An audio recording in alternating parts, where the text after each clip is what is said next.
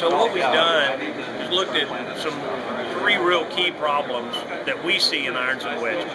And the first key problem is this chase for the longest hitting 6-iron has compressed all the lofts at the long end of the set. So you have 2.5 to 3 degree differentials down in the long end, and you've expanded out to 5 degree differences at the short end.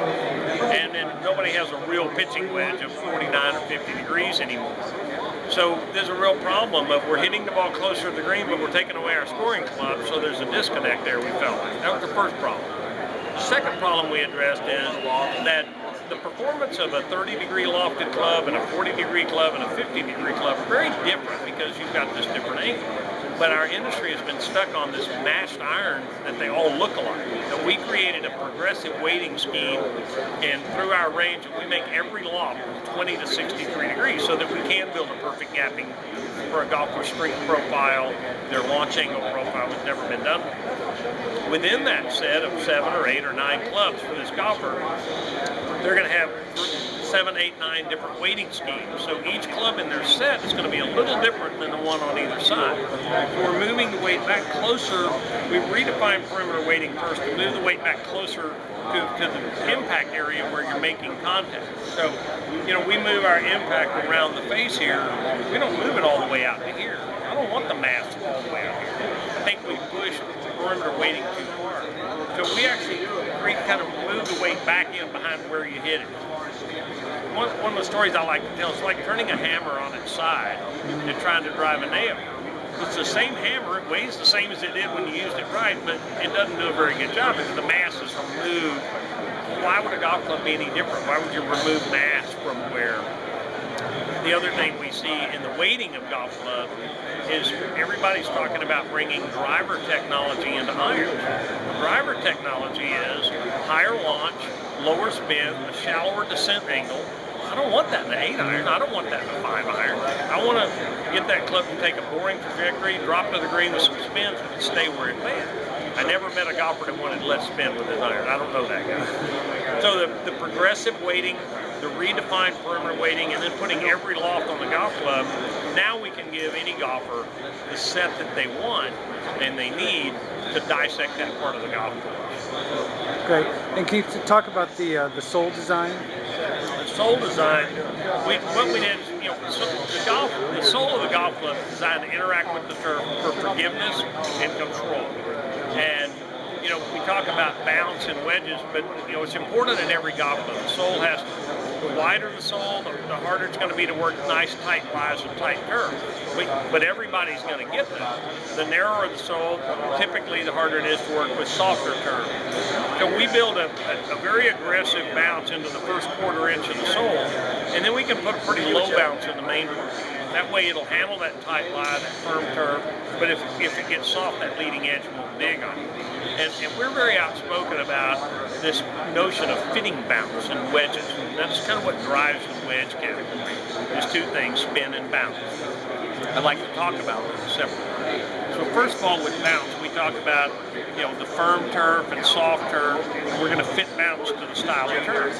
That changes constantly from course to course and shot to shot. So how can you fit something that's going to change? Or they talk about we're going to fit your divot pattern. We're going to fit your swing, your path, your sweeper, slider, digger. What we learned in our research is golfers don't have a divot pattern. They go at it steep sometimes and shallow sometimes, either on purpose or accidentally. And they vary around the greens. You hit, pick it up a little quicker if you're trying to hit a little flop with your spin. You go back shallower. So if golfers are changing the two things you're trying to fit, the turf conditions and the swing, how do you fit it? So in a higher loft club, these bounce angles get more severe, so that the main part of the sole stays a low bounce, but we build this higher bounce into the front. So if that ground's a little firm, or if you forward press that club a little bit, you still have some sole turf interaction to help you. It's very forgiving. It's very versatile. Yeah. We call it the B sole. And I'd like to talk about spin for a minute too, because that's the other thing people talk about in wedges. And spin is, for the most part, a learned skill. You only build so much spin into a golf club. In the old days, we could make those real sharp edge grooves, and you could sell spin.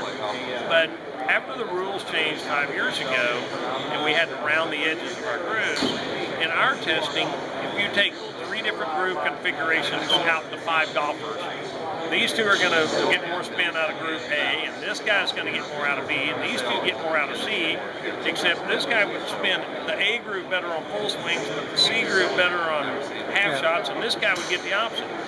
It makes me really, if you push the USGA to the limit, you get the maximum amount of groove volume on the face.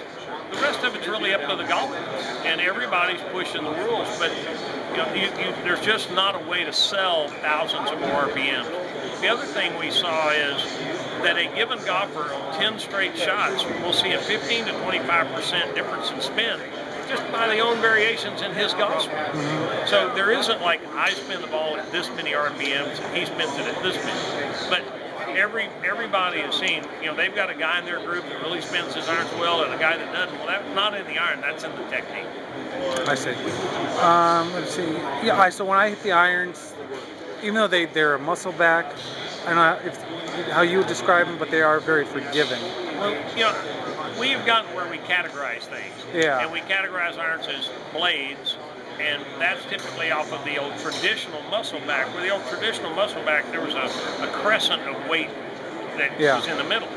When you got impact out toward the toe, there was no mass out there anywhere on the toe, and they are very precise. You can shape a ball better, you can hit golf shots better with a muscle back, but you can't get away with mud.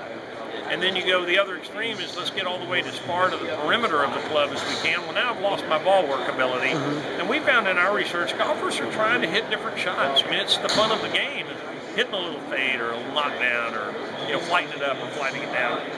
So what we did is took the classic Hogan muscle pad, which was always a little different than everybody, and then we built a little slight depression here. So we retained a lot of thickness that you need in a blade, but we were able to move a little weight a little more behind the toe part of the face and the heel part of the face. On our robotic testing on Iron Byron, we found this is just as forgiving as the clubs we call Game Improvement, but it's just as accurate or more so than the clubs we call blades. What we were really after is distance precision, not so much the directional. I'm more concerned about the distance loss of the toe hit or the high face hit. Everybody knows if you hit a high lofted club high in the face, it doesn't go anywhere. This club fixes that. So we were looking for your best shots to your worst shots, or trying to get them to come as close to the same distance as possible. Great. Thank you very much, Terry. Thank you.